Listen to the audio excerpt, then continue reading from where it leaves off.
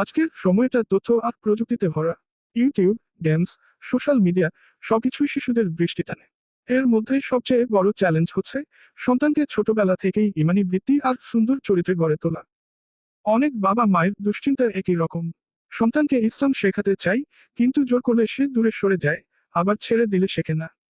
শিশুদের শেখার স্বাভাবিক ধারা। শিশুরা আদেশ নিষেধে কম সাড়া দেয়, কিন্তু গল্প, খেলা আর অনুকরণ করে খুব দ্রুত শেখে। তাই ইসলামী শিক্ষা দিতে চাইলে সেটাকে বইয়ের পড়া না বানিয়ে বরং অভিজ্ঞতা ও আনন্দের অংশ বানানো জরুরি। শেখাকে আনন্দময় করার কিছু উপায়। পরিবারের অংশ বানান।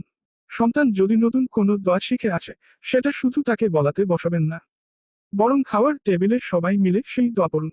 এতেই শিশু মনে করবে, আমি যা শিখেছি সেটি সবাই করছে। ছোট সাফল্য উদযাপন করুন। একটি সূরা মুখস্থ করার পর ছোট্ট করে অভিনন্দন জানান। কখনো একটা বিস্কুট, কখনো ছোট্ট চকলেট, আবার কখনো শুধু খুশির আলিঙ্গন। এগুলো শেখার প্রতি ভালোবাসা বাড়ায়। গল্প দিয়ে শেখান। নবী রাসূল বা সাহাবীদের জীবনের ঘটনা শোনালে শিশু শুধু ধর্মীয় জ্ঞানই পাবে না, বরং নৈতিক শিক্ষা ও অনুপ্রেরণাও পাবে। রাতের গল্পের সময় এটিকে অভ্যাসে আনতে পারেন। নিজে উদাহরণ হন। শিশুরা যা দেখে তাই শেখে।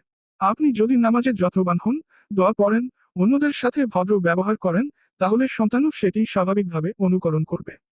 ইসলাম শুধু মুখস্থ করানোর মাধ্যমে শেখানো যায় না, বরং ভালোবাসা, অনুপ্রেরণা আর অভ্যাসের মাধ্যমে জীবনের অংশ করে তুলতে হয়।